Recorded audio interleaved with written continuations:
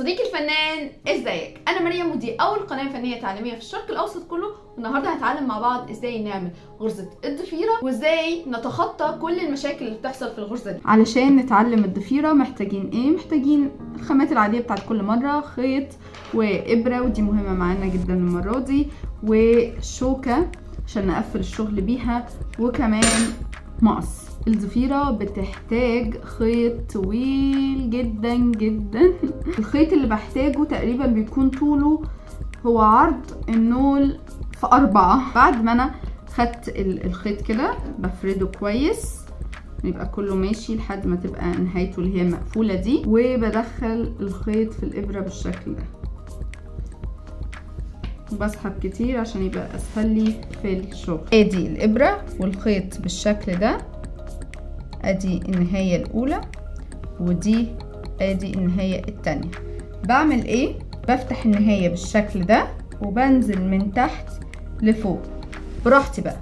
عايزة اخد خيط واحد تمام، بس ده بيستهلك خيط اكتر، لكن هاخد خيطين هتستهلك خيط اقل شوية، وكمان بتبقى كل غرزة في الضفيرة اطول شوية فبتبقى اوضح واحلى في الشغل. اللي انا بفضله في الشغل اني بستخدم خيطين.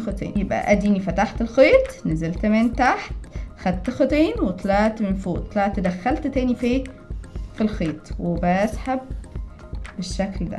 المهم في الضفيرة ان انا ما ينفعش اشد زي ما بشد في الواحد على واحد او زي ما بشد في الوبري. الضفيرة ما بينفعش معاها كده. الضفيرة كل ما بسيب لها مساحة راحة كل ما بتبقى واضحة وبارزة واعلى. طيب انا خلصت اهو، هعمل نفس الحكاية تاني. اديني بفتح الخيط بنفس الشكل، باخد خطين من تحت اهو واطلع ادخل جوه الخيط تاني اهو وبسحب الخيط بتاعي بالشكل ده، باجي من النص واروح منزل الغرزة تحت. لو شديت خالص بصوا بالشكل عامل ازاي، بقت مش واضحة اصلا، لكن كل ما برخيها كل ما بتعمل لي ارتفاع وشكل الضفيرة بيبان احلى واقوى. كمان بجيب الخيط اللي تبع اللي فوق فوق والخيط اللي تبع تحت تحت عشان شغلي يبقى نظيف وما تبقاش الضفيرة ملفوفة على نفسها وشكلها مش قيم. بفتح اللي فوق فوق واللي تحت تحت واجي ادخل بنفس الشكل تاني واطلع تاني واسيب نفس تقريبا الوسع زي الغرزة اللي قبليها. ده الخيط اللي تبع اللي فوق وده الخيط اللي تبع اللي تحت، وبجيب الخيطين اللي في النص كده واطلع تاني. دلوقتي ابتدت تبان المشكلة اللي بتخلي يا الشغل حلو يا الشغل وحش، بالذات في الضفيرة، اللي هو ايه؟ شايفين الخيط ابتدى يفك والناحية التانية ابتدى يلم خالص على نفسه. ده بسبب ان احنا كل شوية بندخل ونطلع في الخيط فبيتلولو ويضغط على نفسه. فالمفروض انا بعمل ايه؟ المفروض بجيب الخيط كده افكه من بعض بالشكل ده واطلعه من الابرة خالص وافكه كده، اريحه خالص، افضل افك فيه لحد ما يرجع زي ما كان عادي.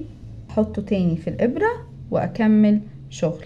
كده خلصنا غرزة الضفيرة، وبعد كده بقفل عليها بغرزة 1 على 1 علشان كمان ارجع شوية المسافات ما بين الخيوط بتاعة التزيية، بمعنى اصح اوسع الخيوط زي ما كانت بدل ما هي بقت ملزوقة في بعض زي كده. عايزة ارجعها تاني زي فوق. بعد ما اتأكدت انها قفل عليها 1 على 1 تمام، بقيت بفتحها زي ما انا عايزة على حسب المساحة اللي انا حباها تبقى مفتوحة في الضفيرة. وبس كده خلصت الضفيرة. بس كده صديقي الفنان، كده خلص فيديو النهارده. ما تنساش قبل ما تمشي انك تضغط على زر اللايك وكمان تشترك في القناة. بس كده اشوفكم الفيديو الجاي وانتم شاطرين ناجحين فنانين مش صنايعيين.